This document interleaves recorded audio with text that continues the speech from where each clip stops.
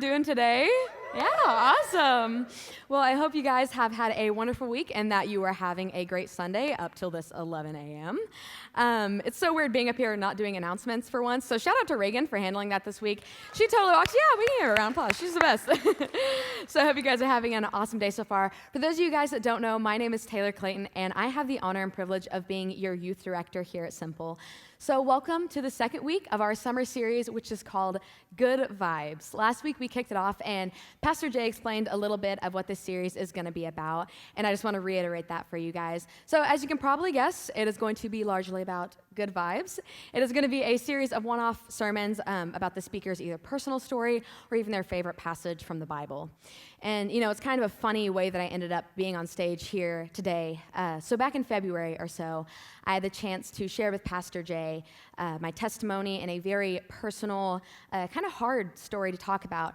And whenever I got the opportunity to share that with him, he was first of all, very compassionate, very understanding. And second of all, he said to me, you know, I'm sure this is not an easy story to talk about. It's probably a little bit heavy on you, but whenever you feel ready, safe, and comfortable, I would love for you to share this story because there is a lot of power in it. So fast forward about 4 months or so, and I randomly felt compelled to finally share my story. It is not an easy one to talk about, but I felt compelled and almost pushed by God to finally talk about it. And I was like, okay, God, cool, that sounds great, that sounds wonderful. I'll tell Jay that I'm ready the next time I see him. And so, of course, I saw him about 50 or 60 times without ever really saying anything. And I was honestly just terrified. Even though I felt compelled and pushed to tell my story, I felt like for some reason I wasn't ready and I wasn't equipped. And I was way too scared to think about it, so I just said nothing. And of course, as I was running as fast as I could in the other direction, God did what God does, and what was supposed to happen happened anyways. So less than 2 weeks ago, Jay reached out to me, and he said, hey, you know, how would you feel about preaching on the 13th? I know it's a little bit late notice, but would you be okay with that? So here I am on the 13th, preaching with way less preparation than I would have had if I talked to him in the first place. But, you know, I love the way God works. But man, I just got to say, it is such an honor to be standing up here and talking to you guys today. I actually had the opportunity to preach back in March or so, which was awesome and terrifying. One, because it was my first time ever really preaching in front of a church. Secondly, because I kept making a lot of jokes about Jay, and though those are very much a crowd favorite, wasn't sure if I was going to have a job the next day or not. But you guys seem to like them, so they're probably not going to stop. But today, I want to be sharing 2 stories with you guys. The first is my own personal story, and the second is going to be my favorite passage from the Bible. So this first one is going to be a little bit hard to talk about, so I'm asking you guys all to bear with me. This message will end happy, I promise. Like, it's going to be fine. I'm not just going to bum you out and send you on your way. It'll be okay. It's going to be a little bit more upbeat. But we are family here at Simple, and we are honest and we are transparent with one another. And if I'm being honest and transparent with you guys, this story about this chapter in my life was not lighthearted, it was not fun, and it was not easy. I've been trying to keep it a little bit relaxed up to this point, but right now in this message is where I want to put in a trigger warning. If you are sensitive to or prefer not to hear about the topics of sexual assault, rape, and varying forms of abuse, I ask you to stand up and walk out of the door right now. You have every right to feel safe, secure, and comfortable, and I swear to you, you're not going to hurt my feelings. It's going to be okay if you get up and walk out right now, because up until about 7 months ago, I probably would have been one of the people standing up and leaving. So I wanted to extend that invitation to you now. I know that sexual assault is considered a very hot-button topic at the moment, especially given the heightening of the Me Too movement and the recent 97% statistic, which is just the most upsetting thing I've ever heard in my life. So I feel like I have to put a million disclaimers in front of this message because I have this bad habit of trying to over-justify the things I'm saying and try to make sure that exactly my point is getting across. So I'm going to limit this down to just 3 disclaimers, and they're going to sound a little bit more controversial as they go, but bear with me because I'm going to say all this as clearly and plainly as I can. Disclaimer number 1, if you have a story like mine, or any variation of the sort, or any kind of story at all, you have every right and should share your story when you are ready and when you are comfortable. I heard a quote a while ago that now I live by because even still I was terrified to come up here and talk to you guys today. The quote goes, tell the story of the mountain that you climbed, because one day it could be a page in someone else's survival guide. Second disclaimer, for those of us who might have problems with someone sharing their personal stories, especially when it comes to situations such as this, let me say this as plainly and clearly as I can while still keeping my rather kind demeanor. Sharing stories is not about revenge. And sharing stories does not ruin someone's reputation. It makes it more accurate. Thank you. Third disclaimer. This is a doozy.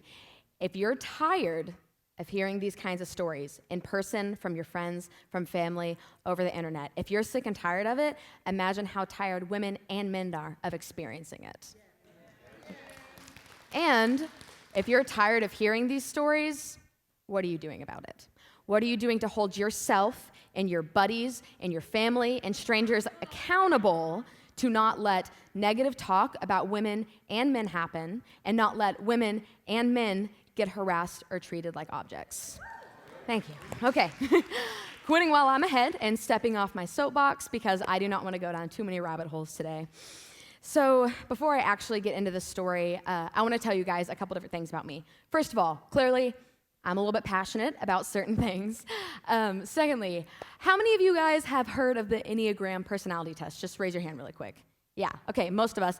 I heard a joke once that said the Enneagram is like zodiac signs for Christians, which I think is pretty accurate. So for those of you guys that know your Enneagram personality type, how many of you are a type 4? I knew it. I knew Layla was going to be in the service, which actually bodes really well for both of us, because clearly there's not that many in here. And for those of you that don't know, the Enneagram 4 is the individualist, which basically means they don't want to be like anyone else. They want to be completely separate and unique, so the fact that there's not many of us just bodes really well for our individuality complex. So for those of you guys that have heard of the Enneagram, my first two personality types are first a type 4, and then right below that, and almost tied for first, is a type 2, which is a helper. So if you know the Enneagram, you're probably like, oh, I'm sorry. If you don't know the Enneagram, you're probably like, what does that mean? So that basically means, for me, I romanticize people and everything that they do, and then just right below that, I think I can fix and help everyone. Boo, right? I think every woman has been there at some point, because we think we can help and fix everyone. That's just in our nature.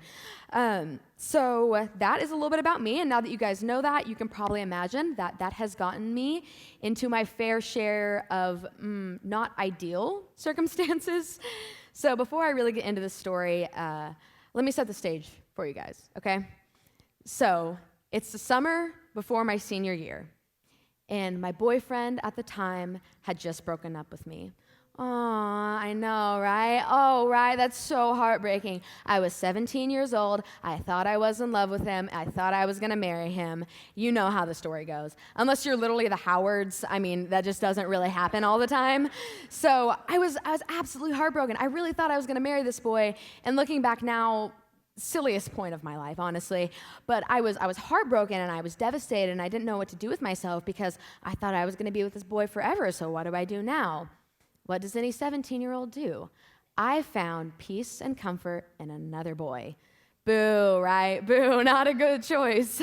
So I went to Kiefer High School at the time, and if you know anything about Kiefer High School, you know that the dating pool of eligible but still decent boys is limited?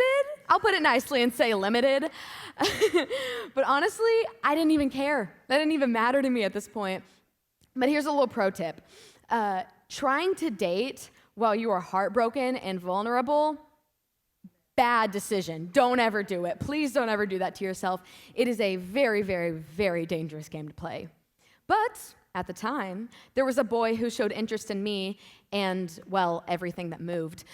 He was the guy at our school with a bad reputation. So to me, in my stupid little 17-year-old brain, those red flags were green lights, and I was like, bam, I get to fix this one.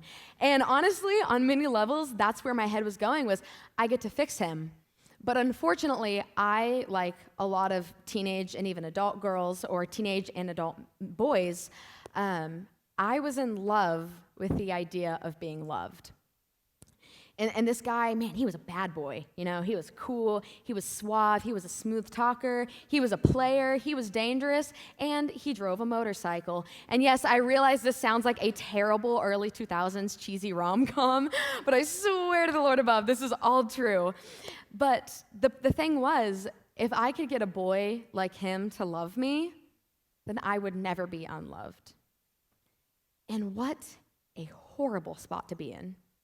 That most, if not all women, I think, have found themselves in at one point or another, if we're being honest. So despite this boy's reputation and persistent and urgent warnings from literally every person in my life who loved me and cared about me and wanted what was best for me, I decided that I wanted to date this boy. So a relationship with him started around approximately August of 2018.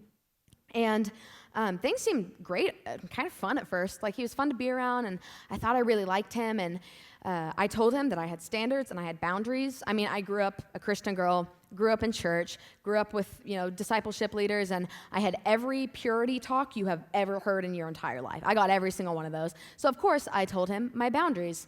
And despite his reputation at the time, he seemed very, very accepting of it, very encouraging, like, yes, that's fine with me, that's great, that's awesome.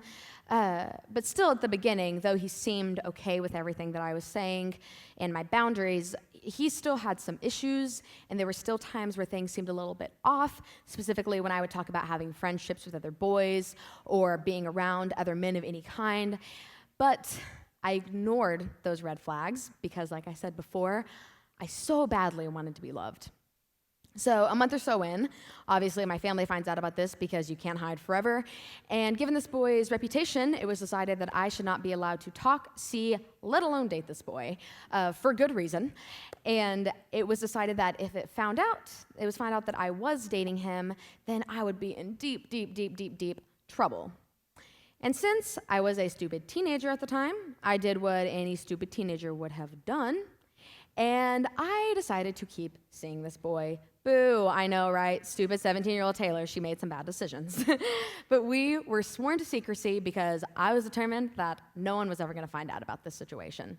So not a single person in my life knew about it, or if they did, they didn't let on about it, but in my head, no one knew.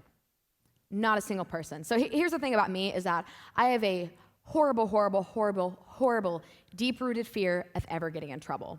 It's bad. Like, to the point where I'll go out of my way to do everything I can possibly do to be the best person I can possibly be. One, because being a good person is just fun.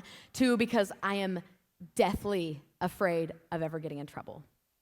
And so, instead of doing the smart thing at this time and just maybe not seeing the boy like I was told to do, which would have been, I think, pretty easy to not have done, I did the stupid thing, and I did everything in my power to keep seeing him, but just make sure that no one ever found out about it.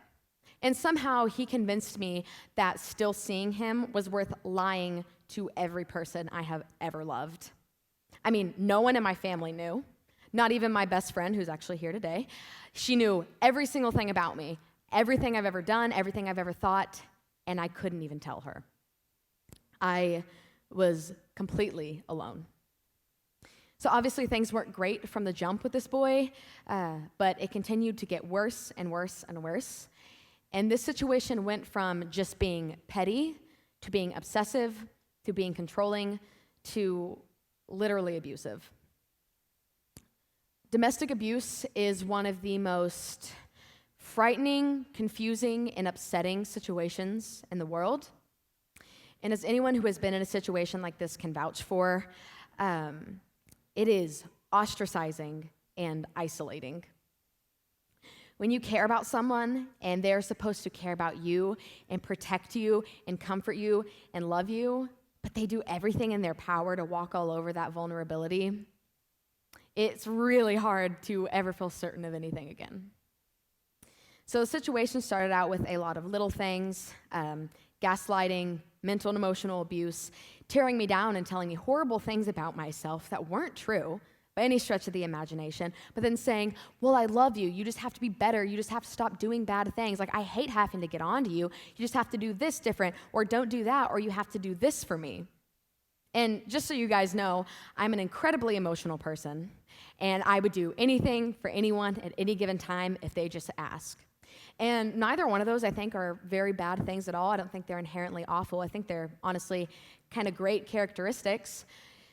But when someone uses those against you to make you feel small and afraid, or like you're a bad person, or that you're weak, it really rocks your identity. Now, I'm not going to go into a ton of detail about the happenings of this relationship because, quite frankly, I don't want to be too graphic, and I don't want to stand up here for 7 hours explaining all these horrible things that happened to me to you.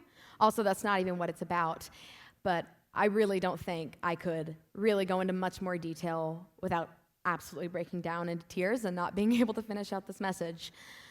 But I will say that within this relationship, which lasted from about August 2018 to January of 2019, so approximately 5 months, I was mentally and emotionally abused every single day of my life, and I was sexually assaulted on more occasions than I can count.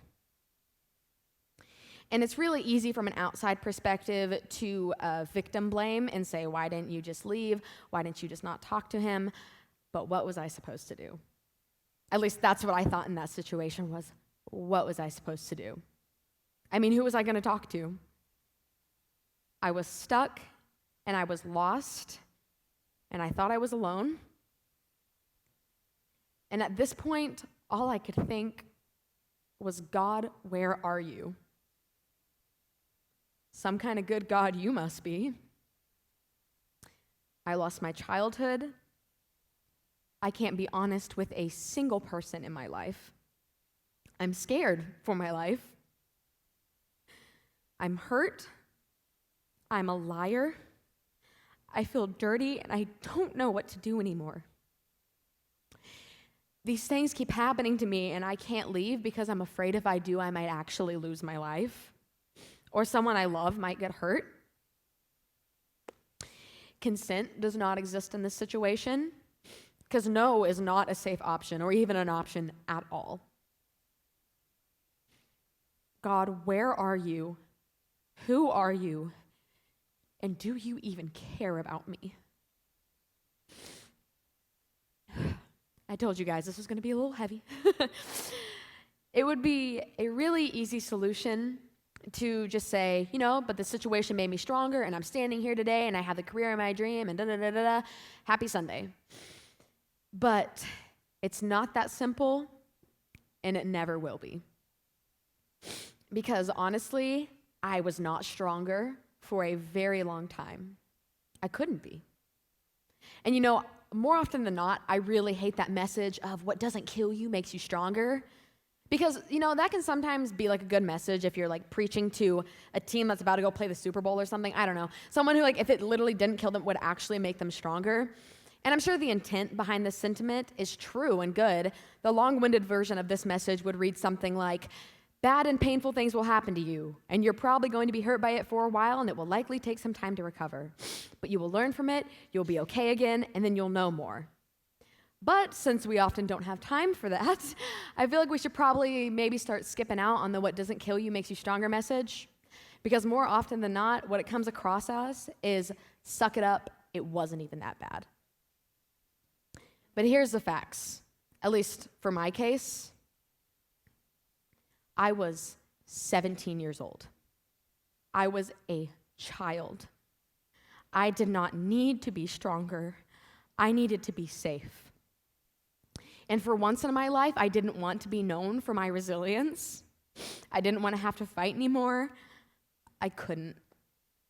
I was tired, I was weak, I was hurt, and I was vulnerable. I wanted to feel soft and comfortable and protected, and I was scared. And quite frankly, at this point in my life, if someone had told me that what didn't kill me made me stronger, I literally would have punched them in the face. Because it sounds so ridiculous.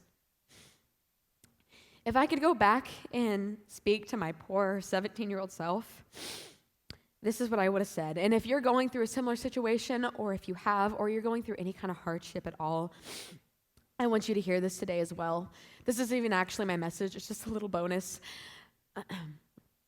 You will never be strong enough on your own. so you don't have to be. You can shoulder a lot of things, but not forever. But God's got this. He is able, and he is strong enough. Now, if you're as stubborn as me or you feel as guilty about asking for help as I do, let me tell you this. You never have to feel guilty about running to God for help. God is a good father.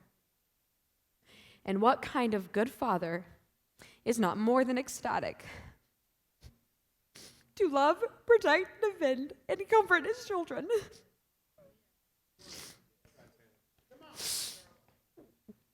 Of course, sometimes, especially in the midst of your darkest times, i.e. me at this point in my life, it's really hard to believe that God is actually good when your circumstances say otherwise.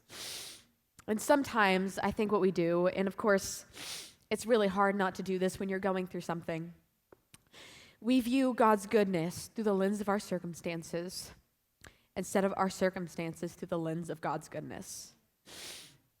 So now I want to share this story with you guys, and this one is from Philippians chapter 1, and it's about Paul the Apostle. Now, for those of you guys that don't know about Paul the Apostle or who he was, as you can probably guess by his name, he was an apostle, and he was considered very integral and significant in the early church. And now he's known as the author of a large part of the New Testament. So if you want to talk about a rough history or rough circumstances, man, does our boy Paul get it. He knows what it's all about. Before he became a Christ follower, his career consisted of literal persecution of Christians, getting them thrown into jail and sometimes killed. Now, if you know the story of Paul, you know that on his road to Damascus, he was encountered by the Holy Spirit, and he had a radical transformation. He went from absolutely hating Christ followers to being one. After his conversion, he preached the gospel with confidence, and he was spreading the word, and he was planting churches. And of course, now that he was a believer, he went from throwing people in prison to getting thrown into prison himself. So today we're going to be looking at Philippians chapter 1, verses 12 through 21. In this particular situation, Paul is in prison, and he's writing back to the church of Philippi. Now, keep in mind, Paul was considered very crucial to the advancement of the gospel at this time. So some of the churches, they are absolutely freaking out that he's getting thrown into prison. They think like, man, we need him. He's dead. We're dead. What are we going to do without him? Christianity as we know it is over, and we're screwed. So this is what I like to imagine is the members of the church of Philippi, they hear that Paul is in prison, and they're like, dude, this is like the worst thing that could possibly happen. So they're going to write him a letter, and they're going to check in on him. And well, obviously this is not verbatim, but this is my interpretation of probably what happened, was they're writing Paul, and they're like, hey, Paul, so like we're just checking in on you, and we hear you're in prison, and oh my God, I literally hate that for you. That sucks so bad. You're probably sleeping on like a dusty, crusty floor, and you probably haven't showered in weeks, and I bet you smell so bad. And I hear you're like chained to a new guard every hour, ? That's awful. You're probably so sad and miserable and lonely, but like we love you, and we miss you, and let us know how you're doing. Okay, bye. Obviously, I don't think that's exactly what they said. They're probably a little bit more eloquent than that, but that's my interpretation. So Paul writes a letter back to the church while he is in prison, and here's his opportunity to be like, man, listen to how miserable and bad my life is. Listen to my circumstances. Because, man, if we're being honest, Paul has a little bit of a sob story. Like, it's kind of sucked for him every once in a while, and he's had many opportunities to throw himself a pity party. But instead, here's what he writes back. He starts off by addressing the Philippians and thanking them and encouraging them in all that they do. And here is what he says about his perceivably grim circumstances. So it starts in Philippians chapter 1, verse 12. He says, I want you to know, brothers and sisters, that what has happened to me has really served to advance the gospel, so that it has become known throughout the whole imperial guards and to the rest that my imprisonment is for Christ. And most of the brothers, having become confident in the Lord by my imprisonment, are much more bold to speak the word without fear.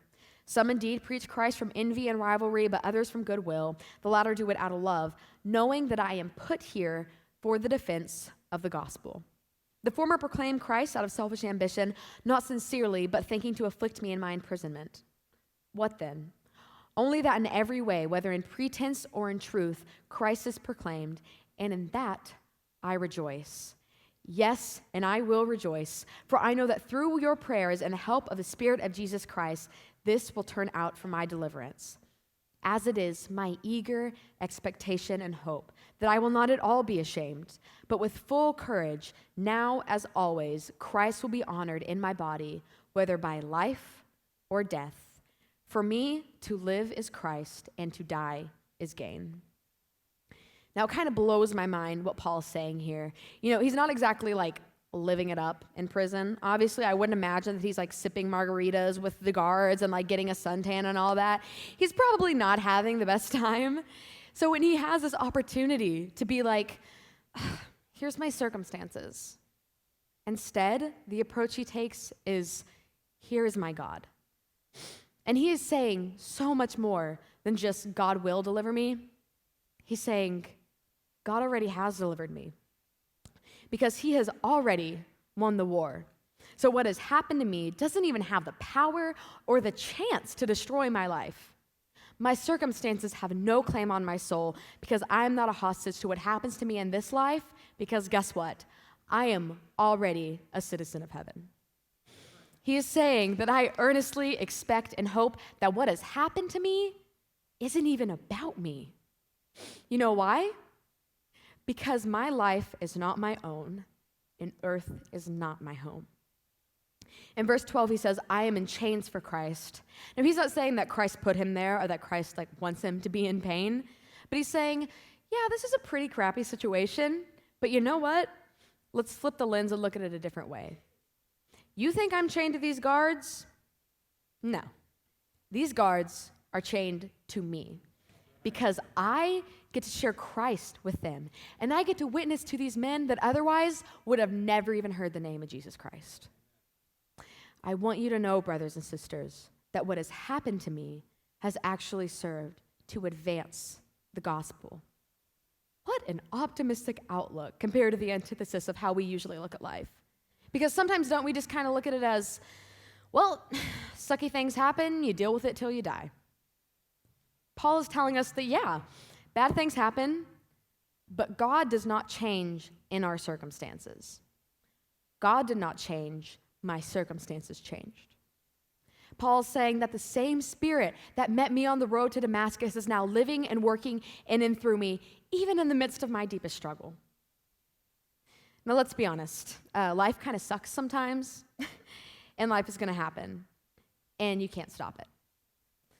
Sometimes you lose a job. Sometimes you lose a significant other. Sometimes you lose a family member. Sometimes you lose trust in someone you thought was never going to hurt you. And sometimes you just lose, and you can't stop losing. Being a Christ follower does not exempt us from pain and the occasionally sucky life. But let me tell you what being a Christ follower does do. It gives us the privilege of sitting back and being like, you know what? So what? This isn't even my battle to fight. The real battle has already been won. My soul and my spot in heaven is saved. God's not worried, so why would I? Being a Christ follower does not give us an exemption, it gives us security. If you know and believe that this earth is not the end-all, be-all, and you know that God loves you, and he has chased you down, and he has called you his, and he said, come and follow me, everything else in this life is just an inconvenience at worst. It's a lot of little moments that we get to, or sometimes have to, live through. Because we know that the ultimate checkpoint is eternal life with Christ. The end goal is not here. Does that make the things that happen to us any less painful? No, not really.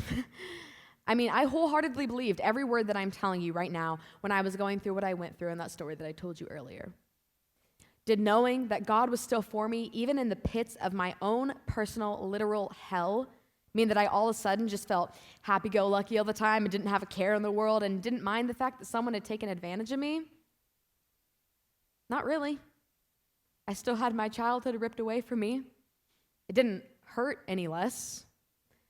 But what I did have, and what I do have now, is confidence, assuredness, and hope. Because I know that all that dusty, crusty, nasty, sweaty-handed, self-righteous high school teenage boy was touching was clay. It was just a body carrying me from room to room and place to place in this very temporary world. He did not touch, harm, or corrupt my soul because he did not have access to it. My heart and my soul were in God's hands under his protection. Of course, I was miserable, and I was hurt, and I was uncomfortable and upset about this for years, and obviously it still afflicts me to this day because I'm only human. But at the end of the day, I had hope, and that is exactly what Paul is saying here. He is saying, stop seeing God through the lens of what you're going through. Stop letting what happens to you dictate the way you think, feel, or believe about God. Start seeing your circumstances through the lens of who you know God to be. Doubt is normal, temptation is normal, but we have to come to the understanding that God does not change. If you think that anything you do or anything that has been done to you changes anything or has the power to change anything about God, then I'm sorry if this seems offensive or too upfront, but you do not understand the power of who God is, how he loves you, or what he did for you. Because the God that I know parts seas so that his people can walk across on dry land. The God that I know uses a young boy with a slingshot and a couple of stones to take down the mightiest warrior of his time. The God I know rescued 3 of his men from a fiery furnace, and they walked out unscathed. The God I know calms storms because the wind and waves know his name. And the God I know comes down in the flesh, lives a blameless life, dies a death he did not deserve, and rise again on the 3rd day because his will perseveres. God never stops working for his children. He does not sleep, he does not slumber, and he does not change. He is powerful and he is for you. This life and these circumstances do not have any claim on us. They don't change God, so they do not destroy us.